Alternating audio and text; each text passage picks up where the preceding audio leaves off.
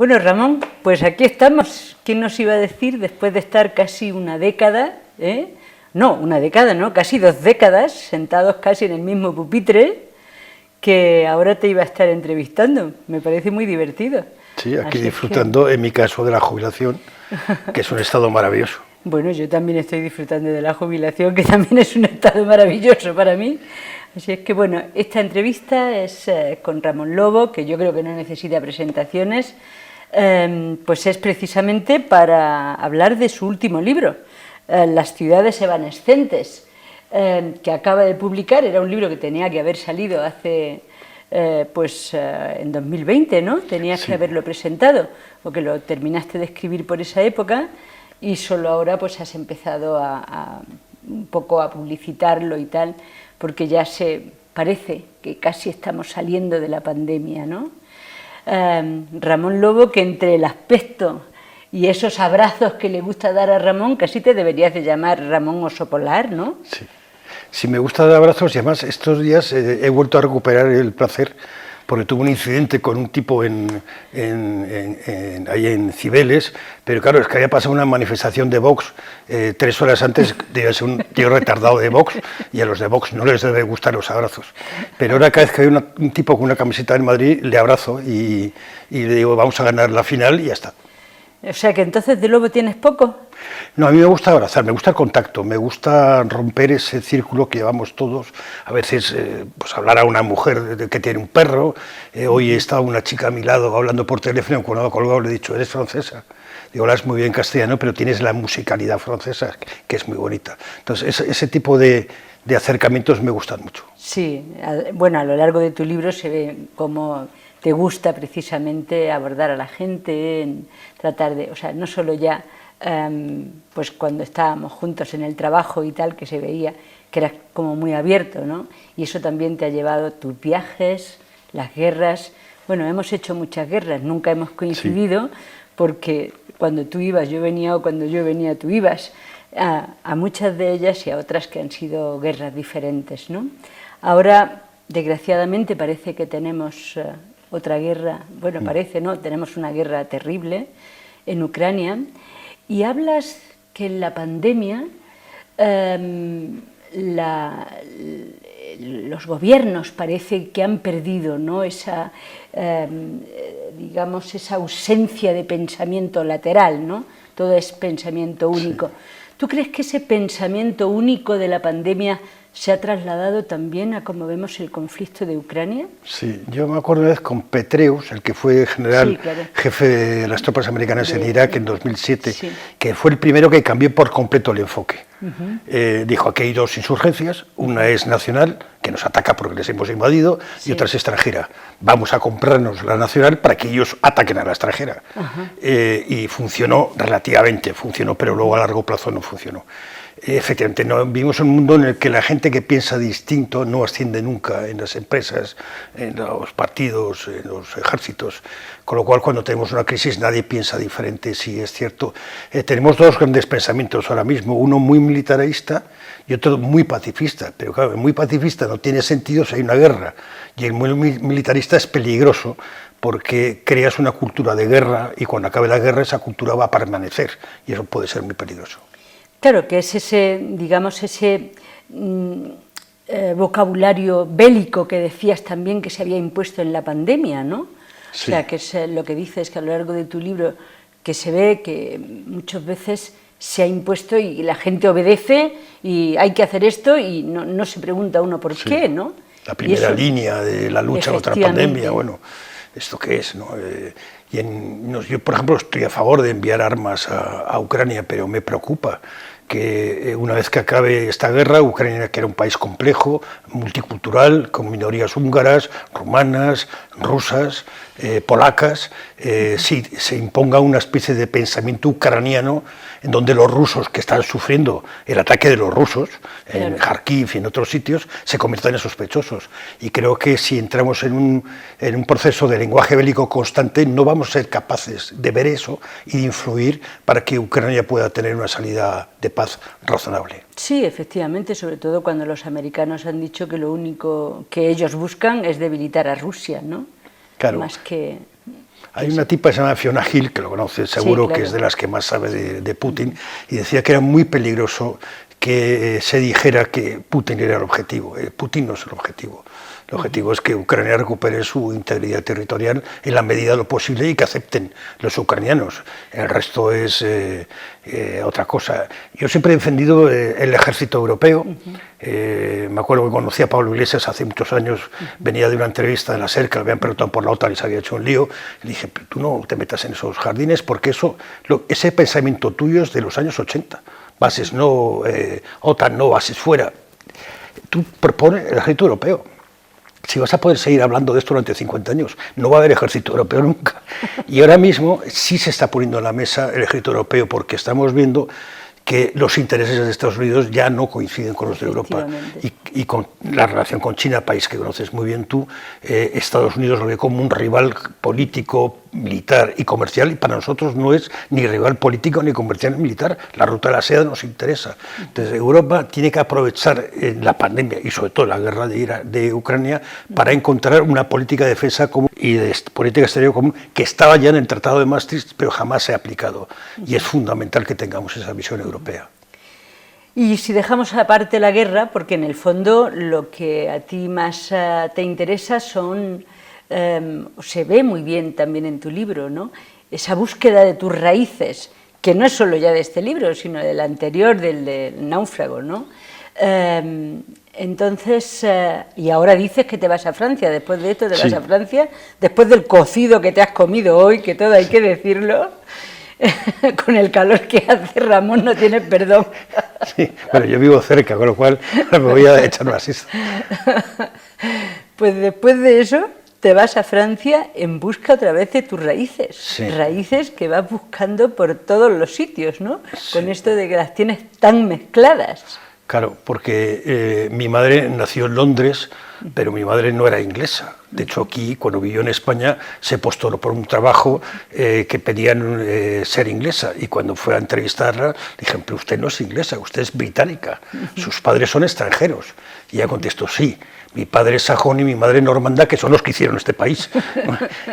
Mi abuelo era luxemburgués y mi abuela era normanda. Entonces voy a Normandía a buscar dónde vivió su familia, dónde nació ella, voy a intentar buscar en el pueblo de su padre, y tengo también bastante localizados los Leider, que son de Luxemburgo, pero eso será para siguientes viajes. Y también voy a ir a Alemania, que es el origen de todo mal. No tengo nada contra Alemania, pero decir que no eran los más populares de mi familia, porque todos vivían entre Luxemburgo, Bélgica y Francia, a unos 150 kilómetros de distancia, y les invadieron 3 veces los alemanes, 1870, 14 y 40. Por tanto, se puede decir que la Unión Europea sirve para que al menos no se invadan los alemanes cada 40 años. Entonces quiero ir ahí, y hay historias fascinantes que no voy a poder cerrar porque no hay nadie al que le pueda preguntar ya. He investigado muchos archivos, que hay muchísimas cosas en los archivos, y hay personajes apasionantes que ya veré qué se puede hacer con ellos. O sea que el próximo libro va de este viaje. El próximo va a ser mi madre, que es la forma de despedida de mi madre, que estoy en ello. Murió hace 4 o 5 meses, estoy en esa fase de despedida, y este libro de mi madre sí está conectado con el otro. Creo que puedo mantener la escritura de uno con la investigación de la otra, pero no puedo escribir los dos a la vez, y ese ya veré que es algo. Por eso tendría que salir una novela, pero yo no me considero capaz de escribir novelas. Yo soy periodista, he escrito novelas regulares, que nadie me lo dice por cariño, pero yo soy periodista, y no creo que tenga capacidad para manejar eso, que es el territorio Flaubert, territorio de Guy Maupassant. Yo no tengo capacidad, pero sí seguramente puedo hacer algo parecido a Todos los náufragos, un juego donde me baso en hechos reales y juego con la imaginación. ¿Pero qué tipo de rescate necesita un náufrago como tú? A ver, ¿qué rescate buscas? No sé, es que los muertos me gustan, porque los muertos no te fallan nunca. Entonces soy muy africano en ese sentido, que son muertos que te acompañan. Yo no creo en Dios, ni creo que los muertos me acompañen, es un juego. Es un juego literario, pero es un juego de compañía, de conexión, de saber quién eres, ¿no? Es que yo no tengo raíces. Yo nací en Venezuela, Y podía nacer en Venezuela como en un portaaviones enfrente de Venezuela, no tengo nada que ver con Venezuela. Nací en una isla de la SEL, que era solo para blancos, mi madre era británica, mi padre español, no tengo nada que ver con Venezuela. Pero no soy británico, tampoco, bueno, soy más español, soy muy español porque toda mi vida aquí, pero tampoco estoy muy seguro que es España y qué parte de España me gusta. Sé que España me gusta la España que siempre perdió, la España liberal, la España progresista, la España republicana, que es la España de mi bisabuelo y mi abuelo español, que es un poco la búsqueda de todos los náufragos de esa otra familia que no era tan franquista como la que me tocó vivir. En tu libro dices que hay ocho soledades, ¿no? Luego dedicas 6 de los capítulos a distintas soledades y en los otros capítulos hay otras muchísimas soledades, soledades masivas, o sea, tienes como 30.000 adjetivos a la soledad. O sea, ¿la soledad qué es? ¿El mal del siglo XXI? Sí. ¿Por qué esa obsesión con la soledad, Ramón? Yo creo que hay tantos problemas psicológicos y sobre todo a la salida de la pandemia, pues la pandemia te ha obligado a estar solo contigo mismo y mucha gente no está preparada porque vive en un ruido permanente para no estar solo y de repente se ha dado cuenta que estás solo. Que a veces estás solo teniendo hijos al lado, o teniendo un marido, o teniendo a tus padres. Los animales no, los animales acompañan más. Yo creo que la primera aceptación es que estamos solos. Nacemos solos, bueno, está tu madre, etcétera, pero luego mueres solo.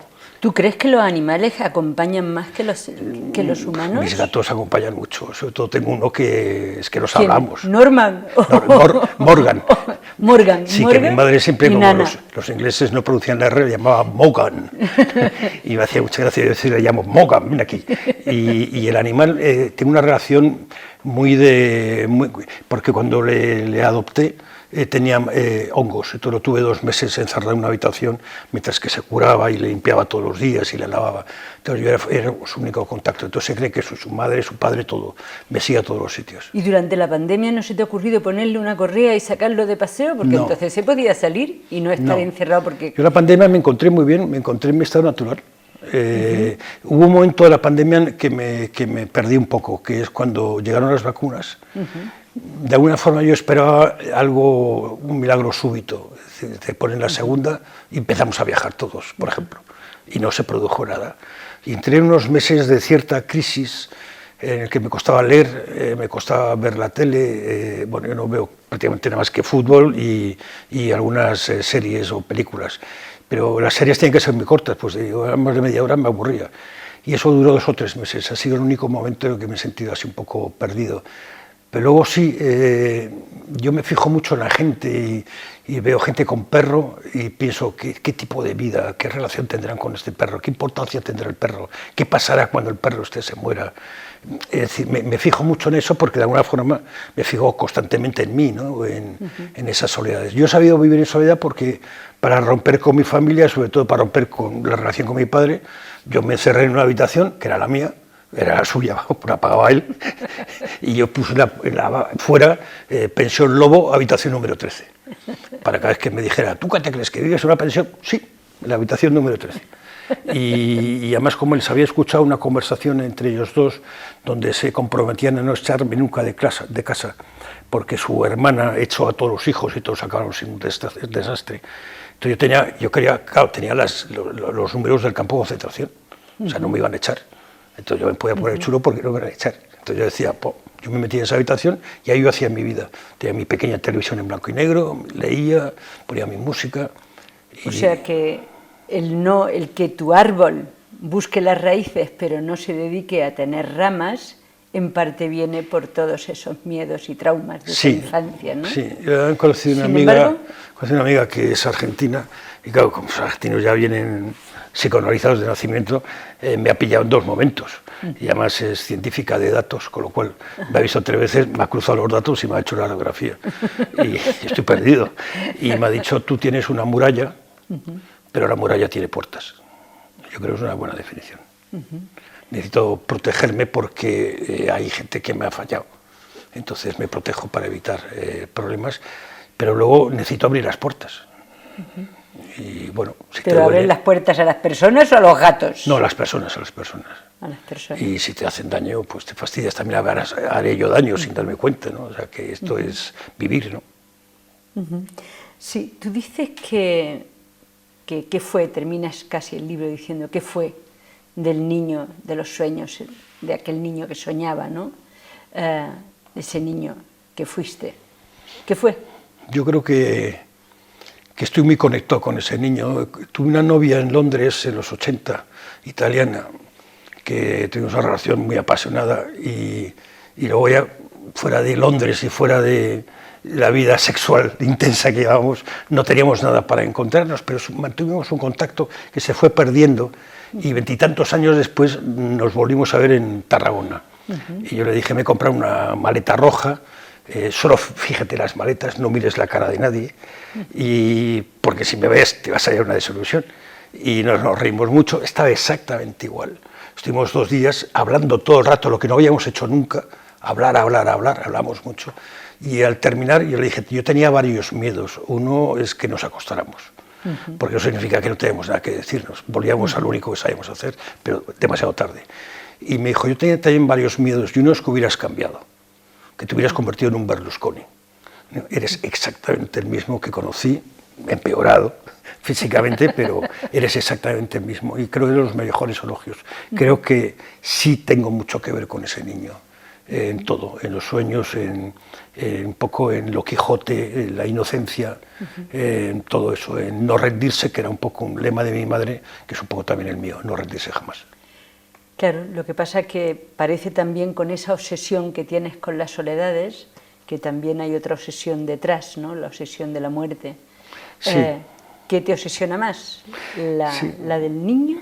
No. ¿La infancia perdida? ¿La muerte? No, la muerte, luego habrá que ver el momento si estoy a la altura, claro, porque yo estoy todo el rato jugando con la muerte, estoy riéndome. A mi madre la tenía escandalizada con esta madre muy religiosa. Yo le decía, madre, ya sé qué quiero que hagáis con las cenizas. Quiero que las tiréis a un váter, pero por favor que nadie lo use en una semana. Necesito por lo menos una semana de eternidad. Y a ella le parecía muy escandaloso que yo hiciera esas cosas.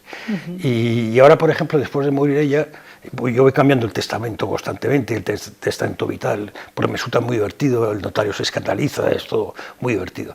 Y me compré hace poco un hisopo en una de estas tiendas religiosas de aquí, y entonces he puesto en el testamento vital que prohibido que entre ningún cura, prohibido que entren mis hermanas. Bueno, tú tienes bastante pinta de obispo. Sí, pero obispo claro, sí. No, pero entonces que prohibido agua bendita, cruces y tal, y el hisopo es para que mis amigos lo rocien de ronzacapa y me echen ronzacapa encima, así arderé mejor. Entonces todo ese tipo de bromas a mí me divierten mucho. Lo que habrá que ver es que el día que me toque, si tengo conciencia, que me encantaría tener conciencia de que me voy a morir, si es tan divertido y estoy tan en paz conmigo mismo. Yo creo que sí, porque, y creo que a ti también te pasará, porque la gente que ha tenido una vida intensa y está satisfecho con la vida que ha llevado, yo creo que muere mucho mejor que la gente que tiene la sensación de que ha perdido su vida. Evidentemente. Pues nada, estamos dispuestos a bebernos el ron y a celebrarlo, cuando sea, como sea, en la tuya o en la mía, pero el caso es vivir y vivir intensamente hasta el último momento. Sí. Muchísimas gracias, Ramón. Georgina. Ha sido un libro muy interesante, la verdad es que se lee en un soplo, yo me lo he leído en un pispás, y creo que está muy bien, piensas muchas cosas, la lucha contra el capitalismo este brutal que nos atrapa, ¿no? Y bueno, y eso, las montones de preguntas que nos hacemos todos y que las has puesto en negro sobre blanco. Muchas gracias, Muchas gracias Ramón. a ti.